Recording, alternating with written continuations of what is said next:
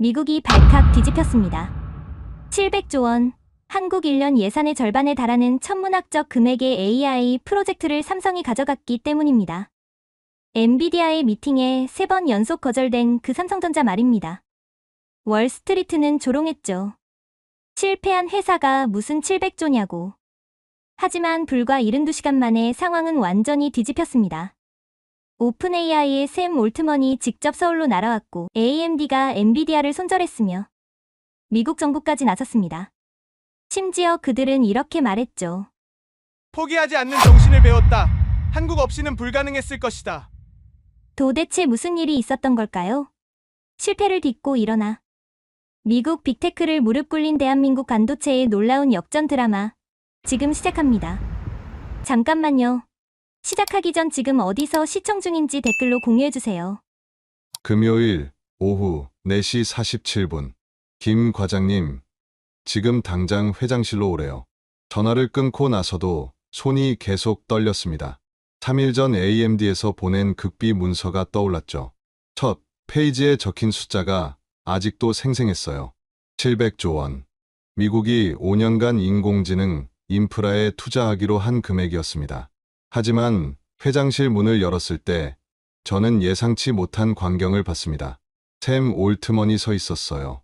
오픈AI 최고 경영자가 우리 회장실에 직접 와 있다는 건 뭔가 엄청난 일이 일어나고 있다는 신호였죠. 김민준 과장님이시죠? 이재용 회장님이 저를 소개했습니다. 우리 HBM 개발팀의 핵심 인재입니다. 10년째 메모리만 연구한 사람이에요. 샘 올트먼이 악수를 청했습니다. 그의 손은 차가웠지만 눈빛은 뜨거웠어요. 당신들이 만든 HBM사 샘플을 봤습니다. 예상보다 흥미롭더군요. 예상보다 흥미롭다. 그 표현이 마음에 걸렸습니다. 불과 6개월 전 우리는 완전히 다른 평가를 받았거든요. 그때로 돌아가 보겠습니다. 모든 게 무너지기 시작한 그 봄날로 지난 4월 화성 캠퍼스 클릴룸 또 떨어졌습니다. 품질 담당 이 차장의 목소리가 떨리고 있었어요. 모니터에는 빨간색 그래프가 가득했습니다. 엔비디아 품질 테스트 결과였죠. 3번째입니다, 과장님. 3번째. 그 말이 가슴을 찔렀습니다. 우리 팀 전체가 6개월간 밤낮 없이 매달렸는데 3번 연속 실패였어요. 다음날 오전 엔비디아 아시아 총괄 제임스 왕이 화상회의에 접속했습니다. 김 과장님, 솔직히 말씀드리겠습니다. 그의 표정은 차가웠어요. 삼성의 HBM3는 우리 기준에 못 미칩니다. 발열 문제가 너무 심각해요. 하지만 저희가 개선안을 이미 결정났습니다. 앞으로 SK하이닉스와만 일하기로 했습니다. 화면이 꺼졌습니다. 회의실에 침묵이 흘렀죠. 박 상무님이 한숨을 쉬었습니다. 시장 점유율 80%인 엔비디아가 등을 돌렸어. 이제 어떻게 하지? 저는 대답할 수 없었습니다. 10년간 메모리 개발만 해왔는데 이렇게 무력한 순간은 처음이었으니까요. 그날 저녁 회사 앞 편의점에서 혼자 맥주를 마시고 있었습니다. 휴대폰이 울렸어요. 아내였죠. 오늘도 늦어? 응, 미안. 민준아, 너무 자책하지 마. 다음 기회가 있을 거야. 하지만 저는 알고 있었습니다. HBM 시장에서 엔비디아를 놓치면 다음은 없다는 걸. 5월 셋째 주 월요일. 과장님, 이상한 메일이 하나 왔는데요. 막내 연구원이 노트북을 들고 왔습니다. 발신자가 AMD 리사수라고 되어 있는데 장난 아닐까요? AMD 최고 경영자 리사수. 그럴 리 없다고 생각했지만 메일을 열어봤습니다. 김민준 과장님께 다음 주 서울에 방문 예정입니다. 비공개 미팅을 제안합니다. 심장이 빨라졌어요. AMD는 엔비디아의 유일한 경쟁자였습니다. 시장 점유율은 20%에 불과했지만 최근 공격적으로 투자를 늘리고 있었죠. 일주일 후 강남의 한 호텔 스위트룸. 리사수가 직접 왔습니다. 동양계 미국인인 그녀는 따뜻한 미소를 지으며 악수를 청했어요. 김 과장님, 엔비디아 테스트 결과 들었습니다. 순간 얼굴이 화끈거렸습니다. 실패를 부끄러워하실 필요 없어요. 저도 10년간 인텔과 싸우며 수없이 실패했으니까요. 그녀가 서류 하나를 꺼냈습니다. 우리는 다른 걸 원합니다. HBM3가 아니라 HBM4요. HBM4는 아직 개발 중인데 알고 있습니다. 2026년 양산 목표죠. 우리는 그때까지 기다릴 수 있어요. 이해가 되지 않았습니다. 왜 검증되지 않은 차세대 기술에 베팅하는 걸까요? 이유를 물어도 될까요? 리사 수가 창밖을 바라봤습니다. 엔비디아 독점 체제를 깨고 싶습니다. 그리고 그들이 갖지 못한 무기가 필요해요. 그게 HBM4라고 생각하시는 거군요. 맞습니다. 그리고 한 가지 더. 그녀가 태블릿을 꺼냈어요. 화면에는 복잡한 시스템 구성도가 떠 있었습니다. 이건 데이터 센터 설계도 700조 원 규모의 프로젝트가 곧 시작됩니다. 미국 정부와 빅테크 기업들이 함께하는 초대형 AI 인프라 구축이죠. 저는 숨이 막혔습니다. 700조 원이면 한국 1년 예산의 절반이 넘는 금액이었으니까요. 이 프로젝트의 핵심 파트너를 찾고 있습니다. 메모리뿐만 아니라 전체 인프라를 책임질 수 있는 기업을요. 저희는 메모리 회사인데 삼성그룹 전체를 보고 있습니다. 전자, 물산, 중공업까지. 그 순간 깨달았습니다. 이건 단순한 부품 공급 계약이 아니었어요. 5월 마지막 주 수요일, 72시간 드립니다. 리사 수가 말했습니다. HBM4 프로토타입을 그때까지 보여주세요. 그럼 본격적인 협력을 시작하겠습니다. 72시간. 말도 안 되는 시간이었죠. HBM4는 아직 설계 단계였고 작동 가능한 샘플을 만들려면 최소 2주는 필요했습니다. 불가능합니다. 최소한 일주일은. 김 과장님. 그녀의 눈빛이 진지했어요. 제가 이사회를 설득하려면 뭔가 보여줄 게 필요합니다. 엔비디아 진영에선 삼성이 끝났다고 하거든요. 끝났다. 그 말이 가슴을 후볐습니다. 알겠습니다. 해보겠습니다. 회사로 돌아와 긴급 회의를 소집했어요. 팀원 23명이 모두 모였습니다. 여러분, 72시간 안에 기적을 만들어야 합니다. 다들 멍한 표정이었죠. 과장님, 그게 무슨... 우리가 살아남을 마지막 기회입니다. 그렇게 지옥 같은 72시간이 시작됐어요. 첫날 밤, 기초 설계를 완성했습니다. 둘째 날 새벽, 첫 번째 시제품이 나왔지만 작동하지 않았어요. 팀원들의 눈에 절망이 번졌죠. 포기하지 마. 아직 24시간 남았어. 셋째 날 오후 2시. 작동합니다. 이 차장이 소리쳤어요. 모니터에 녹색 신호가 켜졌습니다. HBM4 프로토타입이 살아난 거예요. 하지만 기뻐할 시간이 없었습니다. 성능 테스트 결과 목표치의 70% 수준이었거든요. 이걸로는 안 돼. AMD도 우릴 포기할 거야. 그때 막내 연구원이 손을 들었습니다. 과장님, 미친 생각인데. 쿨링 시스템을 바꿔보면 어떨까요? 지금 와서 설계를 바꾸라고? 아니요, 물리적으로 쿨링을 강화하는 겁니다. 삼성중공업에서 개발한 특수 냉각 기술이 있대요. 남은 시간은 4시간. 선택의 여지가 없었습니다. 토요일 오전 11시. 리사 수가 다시 왔습니다. 이번엔 기술 임원 3명과 함께였어요. 준비되셨습니까? 네. 테스트가 시작됐습니다. 1분, 2분, 5분. 시간이 지날수록 AMD 임원들의 표정이 변했어요. 이 수치가 맞습니까? 기술 총괄 마크 페이퍼가 물었습니다. 네. HBM4 프로토타입입니다. 전력 효율이 우리 예상보다 30% 높네요. 또 다른 임원이 태블릿을 보며 말했습니다. 대역폭도 마찬가지입니다. 어떻게 이게 가능하죠? 저는 설명을 시작했어요. 72시간 동안 우리가 어떻게 싸웠는지, 마지막 순간 어떤 혁신을 이뤄냈는지. 리사 수가 고개를 끄덕였습니다. 인상적입니다. 하지만 심장이 멎는 것 같았어요. 양산 능력이 문제입니다. 2026년까지 월 10만 개를 생산할 수 있습니까? 월 10만 개. 현재 우리 HBM3 생산량의 5배였습니다. 솔직히 말씀드리면 현재로선 불가능합니다. 실망이 그들의 얼굴에 번졌어요. 하지만 제가 덧붙였습니다. 삼성그룹 전체가 움직인다면 가능합니다.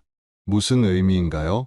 단순히 메모리만 공급하는 게 아니라 데이터 센터 전체를 패키지로 제공하는 겁니다. 삼성물산이 건설하고 중공업이 냉각 시스템을 만들고 전자가 두뇌를 공급하는 거죠.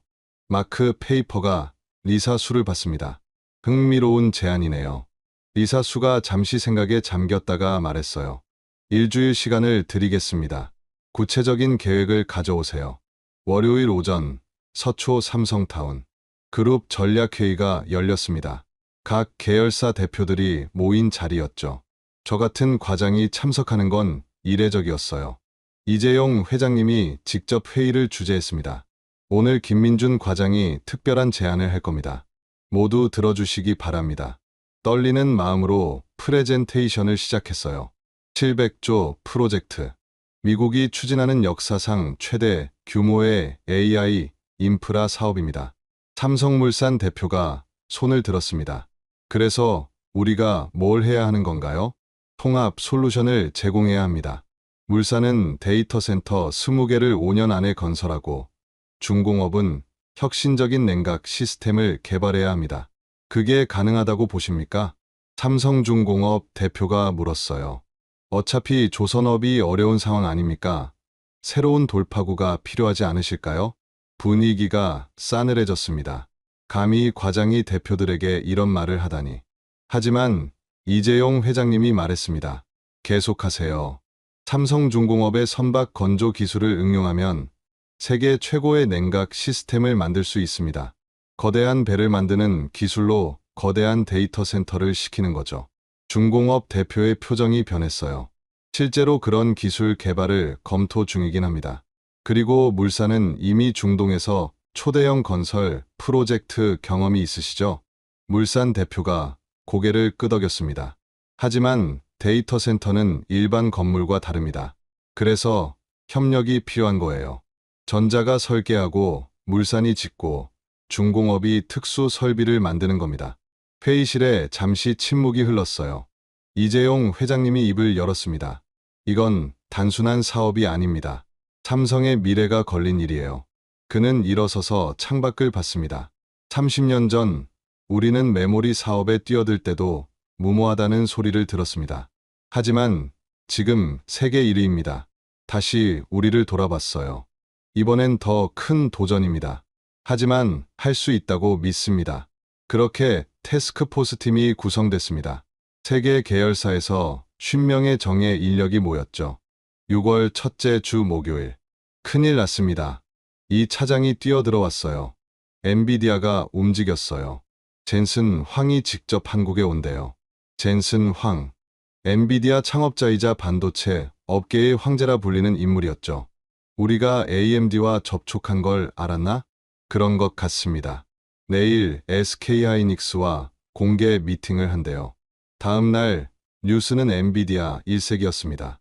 엔비디아 SK하이닉스 5년간 독점 공급 계약 체결. 젠슨 황. 한국은 우리의 가장 중요한 파트너. 우리 팀 분위기는 최악이었어요.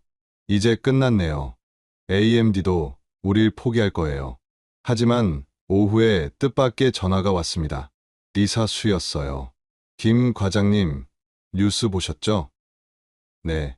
포기하실 건가요? 아니요. 하지만 좋아요. 그럼 우리도 공개적으로 대응하겠습니다. 다음 날 AMD가 공식 발표를 했습니다. AMD, 삼성전자와 차세대, HBM사 공동 개발 착수. 판이 완전히 갈렸어요. 엔비디아 SK하이닉스 대 AMD 삼성전자. 하지만 월스트리트의 반응은 차가웠습니다. 뱅크 오브 아메리카 애널리스트 존 스미스가 리포트를 냈어요. 삼성의 HBM 기술력은 SK하이닉스보다 6개월 뒤처져 있다. AMD의 선택은 실수다. 주가가 폭락했습니다. 우리 주가는 7%, AMD도 5% 떨어졌죠.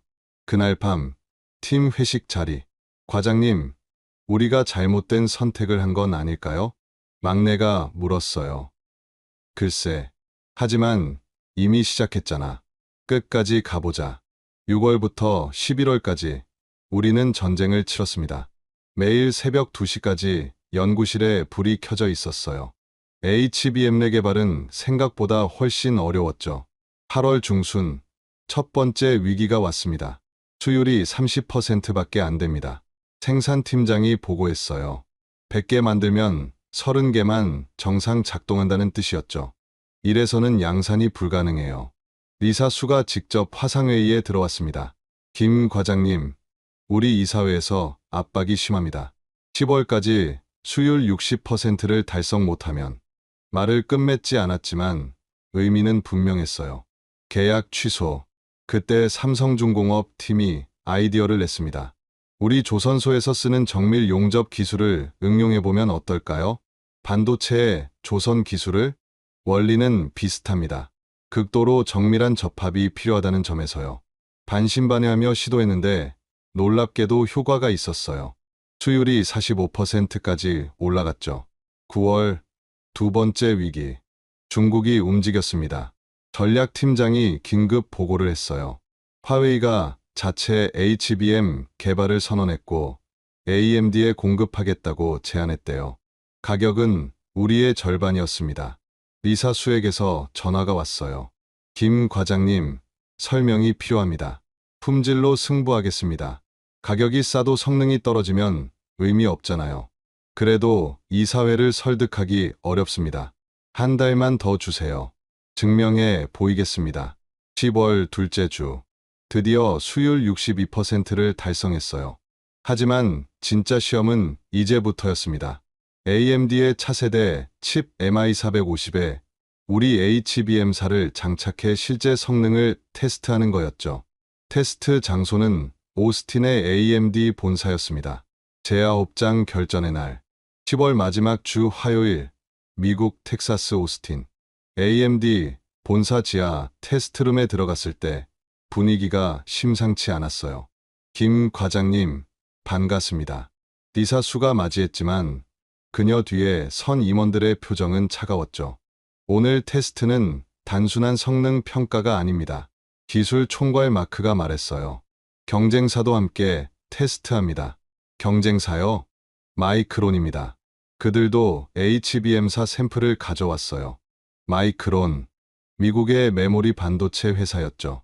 우리와 SK하이닉스에 이어 세계 3위였지만 미국 정부의 전폭적 지원을 받고 있었습니다. 테스트가 시작됐어요. 첫 번째는 속도 테스트. 우리가 근소하게 앞섰습니다. 두 번째는 전력 효율. 마이크론이 약간 좋았어요. 세 번째가 결정적이었습니다. 발열 테스트.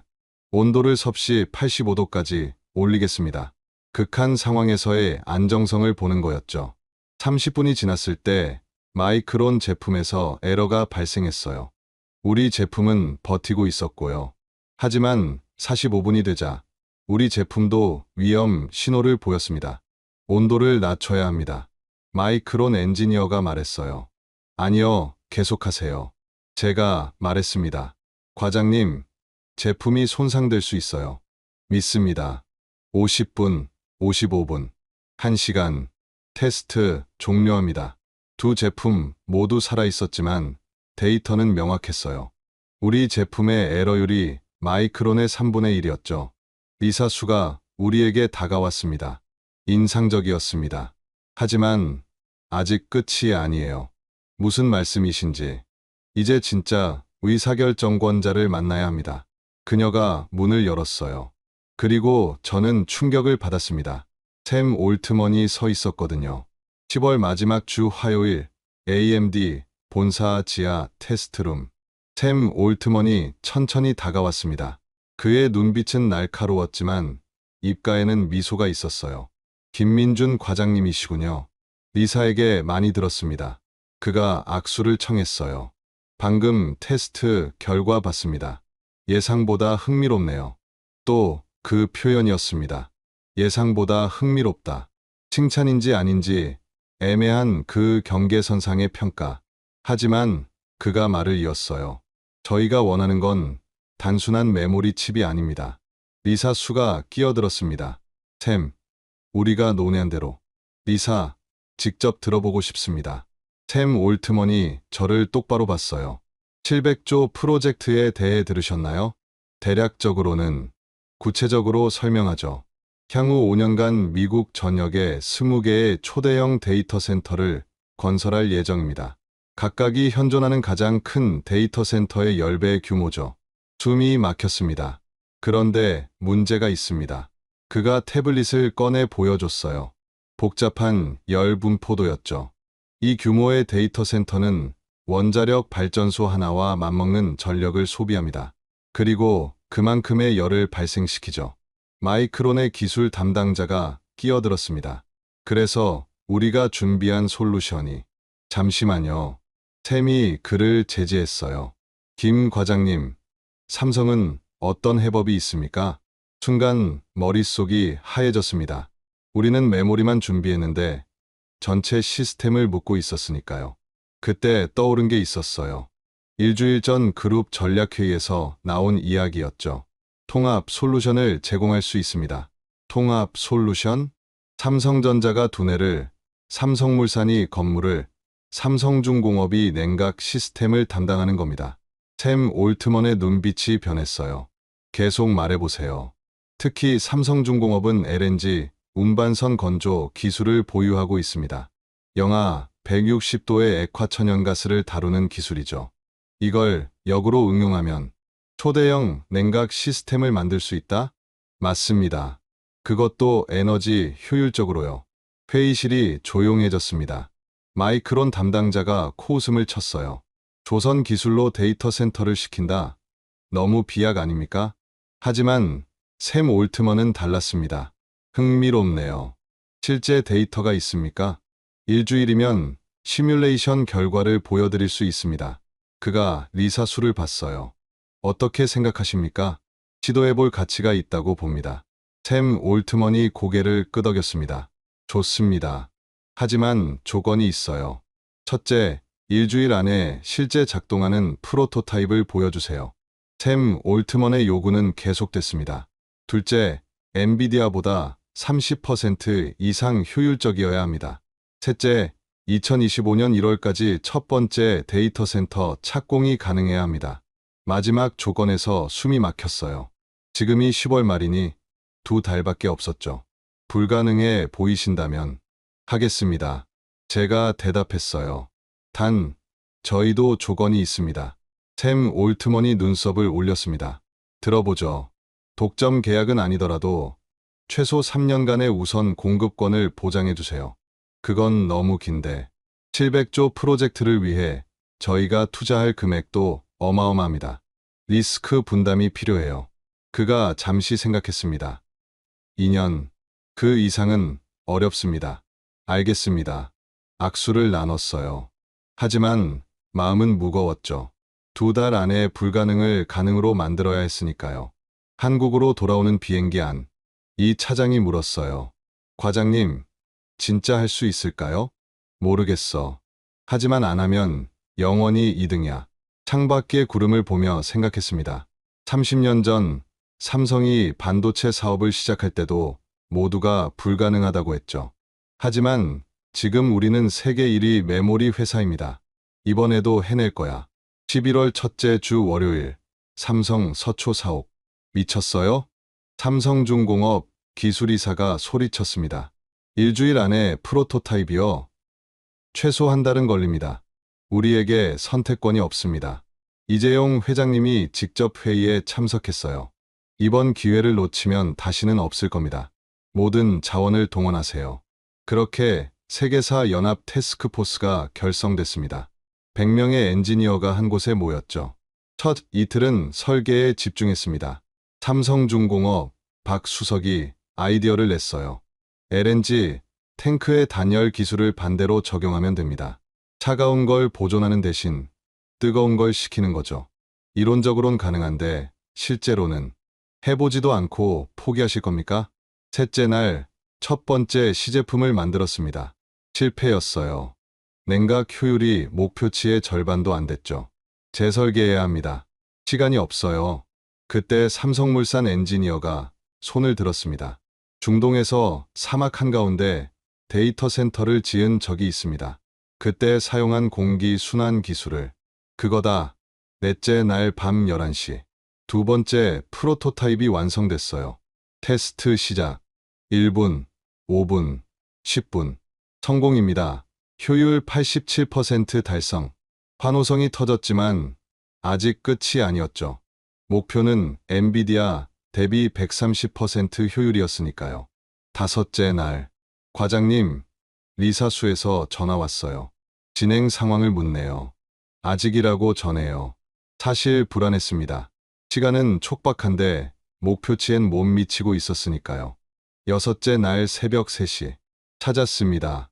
막내 연구원이 소리쳤어요. 뭘 찾았어? 병목 구간이요. 여기 파이프 직경만 늘리면 마지막 수정을 거쳐 세 번째 프로토타입을 만들었습니다. 일곱째 날 오전 10시. 효율 142%. 드디어 목표를 넘어섰어요. 11월 둘째 주 수요일. 샘 올트먼이 직접 한국에 왔습니다. 리사수, 그리고 놀랍게도 마이크로소프트 CEO 사티아 나델라도 함께였죠. 급하게 오시느라 고생하셨습니다. 이재용 회장님이 직접 맞이했어요. 우리는 준비한 프로토타입을 보여줬습니다. 실제 크기의 100분의 1 모델이었지만 완벽하게 작동했죠. 인상적입니다. 사티아 나델라가 먼저 입을 열었어요.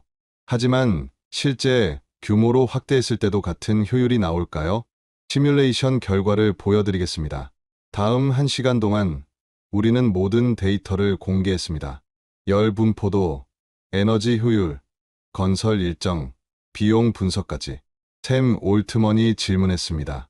건설 기간은 데이터 센터 하나당 18개월입니다. 너무 긴데. 대신 동시에 5개를 건설할 수 있습니다. 삼성물산의 글로벌 네트워크를 활용하면요. 리사수가 끼어들었어요. HBM사 공급은 언제부터 가능합니까? 2025년 3월부터 월 5만 개, 6월부터 월 10만 개 가능합니다. 사티아 나델라가 샘 올트먼을 봤습니다. 어떻게 생각하십니까? 흥미롭습니다. 하지만 그 순간 회의실 문이 열렸어요.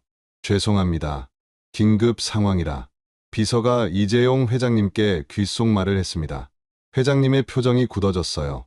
방금 엔비디아에서 발표했답니다. SK하이닉스와 함께 700조 프로젝트 입찰에 참여한다고. 제8장 역습의 시작. 회의실 분위기가 얼어붙었습니다. 샘 올트먼이 휴대폰을 확인했어요. 젠슨 황이 직접 발표했네요. HBM사를 6개월 앞당겨 출시하고 가격도 20% 인하한다고. 마이크로소프트도 움직였습니다. 사티아 나델라가 전화를 받더니 표정이 심각해졌어요. 우리 이사회에서 재검토하자고 합니다. 엔비디아의 제안을 들어보고 결정하자고. 리사수가 한숨을 쉬었습니다. 이렇게 될 줄 알았어요. 젠슨은 절대 가만히 있지 않죠. 분위기는 최악이었습니다. 우리가 일주일 동안 밤낮 없이 준비한 게 한순간에 무너질 위기였으니까요. 그때 이재용 회장님이 일어섰습니다. 잠시만요. 모두가 그를 봤어요. 우리도 준비한 게 있습니다. 회장님이 비서에게 신호를 보냈습니다. 새로운 프레젠테이션이 화면에 떴어요. 스타게이트 프로젝트라고 명명했습니다. 스타게이트, 샘 올트먼이 되물었어요. 미래로 가는 관문이라는 의미입니다. 이재용 회장님이 리모컨을 들었습니다. 지금까지 보여드린 건 기본 패키지였습니다. 이제 진짜를 보여드리죠. 화면이 바뀌었어요. 거대한 해상 구조물이 나타났습니다. 수상 데이터 센터입니다. 사티아 나델라가 앞으로 몸을 기울였어요. 수상이요? 삼성중공업이 개발한 부유식 플랫폼입니다. 바다 위에 데이터 센터를 띄우는 거죠. 그게 가능합니까? 이미 울산 앞바다에서 테스트 중입니다. 다음 슬라이드. 해수를 이용한 자연 냉각으로 에너지 소비를 60% 줄일 수 있습니다. 샘 올트먼이 일어섰어요. 잠깐, 이건 정말 작동합니까? 다음 주에 직접 보여드리겠습니다. 리사수가 말했습니다. 태풍이나 지진은요? LNG 운반선 기술을 적용했습니다. 10m 파도에도 견딥니다. 회의실이 술렁였어요. 사티아 나델라가 계산기를 두드렸습니다. 이 정도 에너지 절감이면 10년간 운영비가 300조 원 절감됩니다. 이재용 회장님이 대답했어요. 샘 올트먼이 리사 수를 받습니다. 두 사람이 눈빛을 교환했죠. 일주일 시간을 더 주시죠. 샘이 말했어요. 울산에 가서 직접 확인하고 싶습니다. 11월 셋째 주 월요일, 울산 조선소. 바다 위에 축구장 2개 크기의 거대한 구조물이 떠 있었습니다. 저게 데이터 센터입니까? 샘 올트먼이 놀란 표정으로 물었어요. 정확히는 프로토타입입니다. 실제 크기의 10분의 1이죠. 우리는 보트를 타고 플랫폼으로 이동했습니다. 내부로 들어가자 수백 대의 서버가 작동 중이었어요. 현재 실시간으로 AI 모델을 훈련시키고 있습니다. 삼성중공업 최 상무가 설명했죠. 전력 소비량을 확인해 보세요. 모니터에 나타난 수치를 본 사티아 나델라가 휘파람을 불었습니다. 육상 대비 58%. 정말이네요. 리사 수가 서버 렉을 만져봤어요. 온도가 차갑네요. 해수 냉각 시스템이 작동 중입니다. 파이프를 통해 차가운 바닷물이 순환하고 있죠. 샘 올트먼이 창밖을 봤습니다. 태풍이 오면요. 시뮬레이션 영상을 보여드리겠습니다. 화면에 거대한 파도가 플랫폼을 덮치는 영상이 나왔어요. 하지만 구조물은 끄떡없었죠. 자이로 안정화 시스템이 적용됐습니다. 크루즈선에 쓰는 기술이죠. 2시간 동안 시설을 둘러본 후 회의실에 모였습니다. 샘 올트먼이 먼저 입을 열었어요. 인정합니다. 이건 예상을 뛰어넘네요. 하지만 그의 표정은 여전히 신중했습니다. 그래도 리스크가 있습니다. 엔비디아는 이미 검증된 기술이고 그때 리사 수가 끼어들었습니다. 샘, 우리가 왜 이 프로젝트를 시작했는지 기억하세요? 혁신이었잖아요. 안전한 선택을 하려면 처음부터 시작하지 않았을 겁니다. 사티아 나델라가 고개를 끄덕였어요. 리사 말이 맞습니다. 마이크로소프트도 클라우드 시장에 뛰어들 때 모두가 미쳤다고 했죠. 11월 넷째 주 수요일 서울. 최종 협상 테이블에는 양측 대표들이 모두 모였습니다. 오픈AI, AMD, 마이크로소프트, 그리고 삼성그룹. 조건을 정리하겠습니다. 샘 올트먼이 문서를 펼쳤어요. 삼성은 HBM사를 2년간 우선 공급하고 데이터 센터 5개를 2026년까지 완공한다. 맞습니다.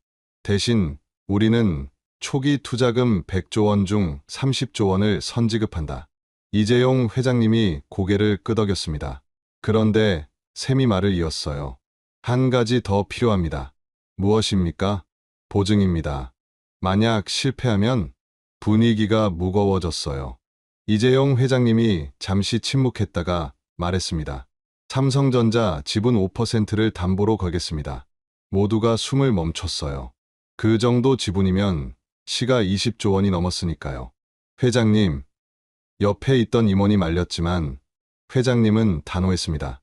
우리가 자신 있다는 증거입니다. 샘 올트먼이 리사 수와 사티아 나델라를 봤어요. 세 사람이 잠시 눈빛을 교환했습니다. 좋습니다. 샘이 일어섰어요. 함께 미래를 만들어 봅시다. 악수가 오갔습니다. 하지만 그때 회의실 문이 벌컥 열렸어요. 죄송합니다. 긴급 뉴스입니다. 비서가 뛰어들어왔습니다. 엔비디아가 방금 기자회견을 열었습니다. 중국 정부와 손잡고 별도의 AI 인프라를 구축한대요. 규모는 1000조 원입니다. 회의실에 충격이 감돌았습니다. 1000조? 사티아 나델라가 믿을 수 없다는 표정을 지었어요. 중국이 그런 자금을 동원할 수 있습니까? 국가 차원의 프로젝트인 것 같습니다. 리사 수가 노트북을 열어 뉴스를 확인했습니다. 젠슨 황이 베이징에서 시진핑과 만났네요. 샘 올트먼의 표정이 굳어졌어요. 이건 단순한 비즈니스가 아닙니다. 지정학적 게임이 됐어요. 그가 창밖을 바라봤습니다. 미국 정부가 가만히 있지 않을 겁니다. 이재용 회장님이 말했어요. 그래서 더욱 우리가 필요하지 않습니까? 무슨 의미인지. 한국은 미국의 동맹이면서도 중립적 기술 파트너가 될 수 있습니다. 샘이 고개를 돌렸어요. 설명해 주시죠. 삼성은 미국에도 중국에도 공장이 있습니다. 양쪽 모두와 일할 수 있죠. 하지만 핵심 기술은 한국이 보유합니다. 사티아, 나델라가 끼어들었습니다. 일종의 기술 완충지대가 되겠다는 거군요. 정확합니다. 리사 수가 일어섰어요. 이제 선택의 시간입니다. 엔비디아 중국 동맹에 맞서려면 우리도 움직여야 합니다. 샘 올트먼이 깊게 숨을 들이쉬었습니다. 24시간 시간을 주세요. 워싱턴과 상의해야 합니다. 그렇게 회의는 중단됐어요. 그날 밤 저는 잠을 이룰 수 없었습니다. 우리의 운명이 24시간 안에 결정될 거였으니까요. 제3부 700조의 무게, 제7장 워싱턴의 결정. 11월 마지막 주 목요일 새벽 3시 전화벨이 울렸습니다. 김 과장님, 샘 올트먼입니다. 목소리에 피로가 묻어났어요. 방금 백악관 회의가 끝났습니다. 한국으로 다시 가고 있어요. 결과는 직접 만나서 얘기합시다. 한 가지만 미리 말씀드리면 판이 완전히 바뀌었습니다. 전화가 끊겼어요. 불안과 기대가 교차했죠. 오전 11시 삼성 서초 사옥. 샘 올트먼이 들어왔을 때 그의 뒤에 낯선 사람들이 있었습니다. 미 국무부 기술안보 담당관입니다. 정부 관계자들이었어요. 이건 정말 국가적 사안이 된 거였죠. 단도직입적으로 말씀드리겠습니다. 샘이 시작했어요. 미국 정부가 700조 프로젝트를 1500조로 확대하기로 했습니다. 숨이 멎는 것 같았습니다. 1500조요? 중국의 도전에 대응하기 위해서입니다. 그리고 그가 우리를 봤어요. 삼성을 핵심 파트너로 지정하고 싶습니다. 이재용 회장님이 물었습니다. 조건이 있겠죠? 네. 첫째, 생산량의 60%는 미국과 동맹국의 우선 공급. 둘째, 핵심 기술은 미국 내 보관. 셋째, 그가 잠시 멈췄어요. 한국 정부의 공식 참여가 필요합니다. 12월 첫째 주 월요일, 청와대. 대통령님이 직접 결정하실 사안입니다. 산업부 장관이 브리핑을 마쳤어요. 저도 기술 자문으로 참석했죠. 믿기 어려웠습니다. 일개 과장이 청와대 회의에 참석하다니. 중국이 가만히 있지 않을 텐데. 외교부 장관이 우려를 표했어요. 이미 베이징에서 경고 신호를 보내왔습니다. 하지만 경제부총리는 달랐습니다. 이 기회를 놓치면 한국은 영원히 AI 시대의 변방국가가 됩니다. 2시간의 경론 끝에 결정이 내려졌어요. 참여합니다. 단, 조건이 있습니다. 대통령이 말했죠. 한국 기업이 단순 하청업체가 아닌 동등한 파트너로 대우받아야 합니다. 이틀 후 한미 정상 간 화상회의가 열렸습니다. 그리고 12월 5일 한미 AI 동맹 공식 발표. 전 세계가 주목했어요. 중국은 즉각 반발했고 일본은 당황했고 유럽은 관망했습니다. 하지만 우리는 이미 시작한 거였죠. 돌아갈 수 없었습니다. 12월 둘째 주 삼성 화성 캠퍼스. 첫 번째 양산 테스트를 시작합니다. HBM4 생산 라인이 가동됐어요. 목표는 하루 1000개. 하지만 첫날 결과는 처참했죠. 312개. 수율 31%입니다. 팀원들의 표정이 어두웠어요. 다음 날 AMD 임원들이 방문했습니다. 이 속도로는 2026년 목표 달성이 불가능합니다. 마크 페이퍼가 차갑게 말했어요. 한 달 드립니다. 개선이 없으면. 말을 끝내지 않았지만 의미는 명확했죠. 계약 취소. 그날 밤 저는 생산 라인에 남았습니다. 새벽 3시 뭔가 이상한 걸 발견했어요. 온도 편차가, 미세한 온도 변화가 수율을 떨어뜨리고 있었던 겁니다. 공조 시스템을 전면 교체해야 해요. 일주일 만에 시스템을 바꿨습니다. 그리고 12월 셋째 주, 수율 71% 달성, 목표를 넘어섰어요. 리사 수가 직접 전화를 걸어왔습니다. 놀랍습니다. 어떻게 한 겁니까? 한국식 근성이죠. 그녀가 웃었어요. 이제 믿음이 생깁니다. 계속 진행하시죠. 12월 24일 크리스마스 이브. 울산 앞바다에서 역사적인 순간이 있었습니다. 첫 번째 수상 데이터 센터가 완성된 거예요.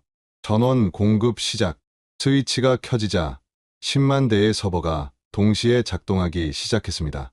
샘 올트먼, 리사 수, 사티아 나델라가 모두 현장에 있었어요. 성공입니다. 모든 시스템 정상 작동. 환호성이 터졌습니다. 하지만 진짜 시험은 이제부터였죠. AI 모델 훈련을 시작하세요. GPT-5 규모의 초거대 언어 모델 훈련이 시작됐습니다. 1시간, 2시간, 5시간. 안정적입니다. 에너지 효율도 예상치를 넘어서고 있어요. 샘 올트먼이 저에게 다가왔습니다. 김 과장님, 인정합니다. 네. 처음엔 솔직히 의구심이 있었어요. 한국 기업이, 그것도 엔비디아에 밀린 삼성이 해낼 수 있을까 하고. 그가 데이터 센터를 바라봤어요. 하지만 틀렸습니다. 당신들은 다릅니다. 어떤 면에서요? 포기하지 않는다는 점에서요. 실패해도 다시 일어서고 안 되면 될 때까지 하고. 리사 수도 다가왔습니다. 미국 기업들은 효율성을 중시하죠. 안 되면 빨리 포기하고 다른 길을 찾아요. 그게 합리적이지 않나요? 때로는 그래요. 하지만 때로는 김 과장님처럼 끝까지 파고드는 게 필요합니다. 사티아 나델라가 끼어들었어요. 이제 알겠습니다. 한국이 왜 70년 만에 최빈국에서 선진국이 됐는지. 제열한장 예상치 못한 도전. 2025년 1월 둘째 주. 새해가 밝았지만 우리에게는 위기가 찾아왔습니다. 중국이 보복을 시작했습니다. 전략팀장이 긴급 보고를 했어요. 삼성전자 중국 공장에 대한 검열을 시작했고 핵심 원자재 수출을 제한하고 있습니다. 더 큰 문제는 따로 있었죠. 엔비디아가 가격을 40% 인하했습니다. 미친 가격이었어요. 손해를 보면서까지 우리를 압박하는 거였죠. 주가가 폭락했습니다. 삼성전자는 하루 만에 10%가 떨어졌어요. 이대로는 버틸 수 없습니다. 긴급 이사회가 소집됐죠. 일부 이사들은 철수를 주장했습니다. 지금이라도 손 떼야 합니다. 중국 시장을 잃을 순 없어요. 하지만 이재용 회장님은 단호했습니다. 여기서 물러나면 영원히 2등입니다. 하지만 회장님, 30년 전 우리가 메모리 사업을 시작할 때도 똑같았습니다. 일본이 압박했고 모두가 포기하라고 했죠. 그가 일어섰어요. 하지만 우리는 버텼고 이겼습니다. 이번에도 그럴 겁니다. 1월 셋째 주. 뜻밖의 지원군이 나타났습니다. 유럽연합이 참여하고 싶다고 합니다. EU 디지털 담당 집행위원이 직접 서울을 방문했어요. 우리도 독자적인 AI, 인프라가 필요합니다. 삼성과 협력하고 싶습니다. 일본도 움직였습니다. 소프트뱅크가 300조 원 투자를 제안했습니다. 손정혜 회장이 직접 왔어요. 김 과장님, 당신들이 만든 수상 데이터 센터를 일본에도 만들고 싶습니다. 판이 커지고 있었어요. 미국, 한국, 동맹 대중국 엔비디아. 그런데 여기서 인도까지 참여 의사를 밝혔습니다. 우리는 12억 인구를 가진 거대 시장입니다. 삼성과 함께하고 싶어요. 2월 첫째 주. 드디어 우리의 반격이 시작됐습니다. HBM사 양산 성공. 월 10만 개 생산 달성. 언론들이 대서특필했어요. 더 중요한 건 성능이었죠. 엔비디아 대비 전력 효율 45% 우수. 마침내 역전이 시작된 거였습니다. 2월 둘째 주, 샌프란시스코. 세계 최대 AI 컨퍼런스가 열렸습니다. 젠슨 황과 이재용 회장님이 같은 날 기조연설을 했어요. 젠슨 황이 먼저였습니다. AI의 미래는 성능입니다. 엔비디아는 최고의 성능을 보장합니다. 화려한 프레젠테이션이었죠. 다음은 이재용 회장님. AI의 미래는 지속 가능성입니다. 삼성은 지구를 생각합니다. 수상 데이터 센터 영상이 나왔어요. 바다와 조화를 이루며 작동하는 모습이 아름다웠죠. 전력 소비 60% 절감. 탄소 배출 제로. 청중들이 술렁였습니다. 질의응답 시간. 한 기자가 물었어요. 젠슨 황 CEO님, 삼성의 수상 데이터 센터에 대해 어떻게 생각하십니까? 그가 잠시 침묵했다가 답했습니다. 흥미로운 시도입니다. 하지만 검증이 필요하죠. 그때 리사 수가 일어섰어요. 이미 검증됐습니다. AMD는 삼성과 함께 3개월간 운영했고 단 한 번의 장애도 없었습니다. 분위기가 반전됐죠. 샘 올트먼도 발언했습니다. 오픈AI는 삼성의 기술력을 신뢰합니다. 그래서 1500조 프로젝트를 함께하는 거죠. 3월 첫째 주, 놀라운 일이 일어났습니다. 젠슨 황이 비공개 미팅을 요청했습니다. 이재용 회장님과 젠슨 황의 비밀 회동. 저도 배석했어요. 이재용 회장님, 인정합니다. 젠슨 황이 먼저 입을 열었어요.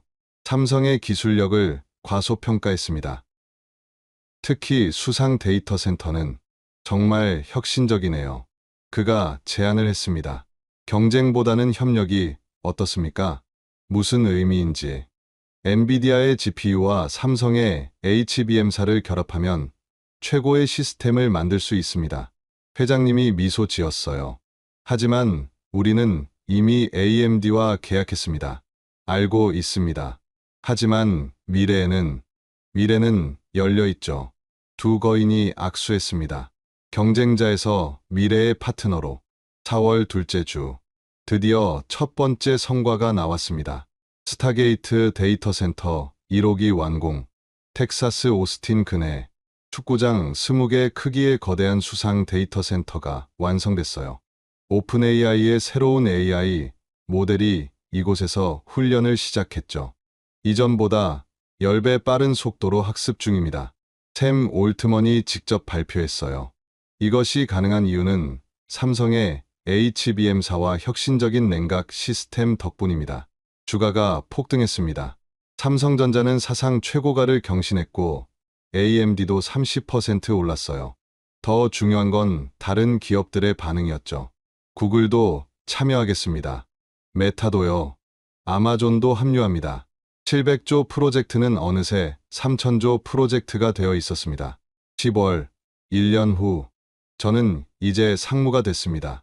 파격적인 승진이었지만 아무도 이의를 제기하지 않았죠.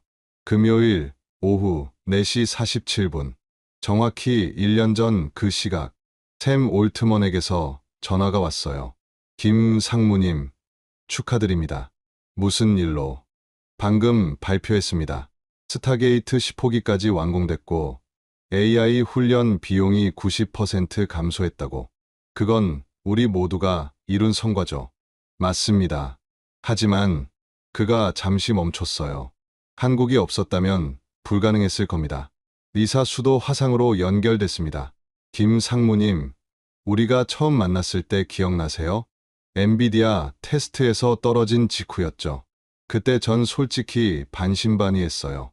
실패한 팀과 함께 도전한다는 게 후회하십니까? 아니요. 최고의 선택이었습니다. 그녀가 웃었어요. 실패를 딛고 일어서는 법을 배웠거든요. 그게 진짜 혁신이더군요. 사티아 나델라도 메시지를 보내왔습니다. 한국은 우리에게 끈기를 가르쳤고 우리는 한국에게 기회를 제공했다. 완벽한 파트너십이다. 창밖을 봤습니다. 한강이 보이고 그 너머로 서울의 스카이라인이 펼쳐져 있었어요. 30년 전 이 나라는 메모리 반도체로 세계에 도전했습니다.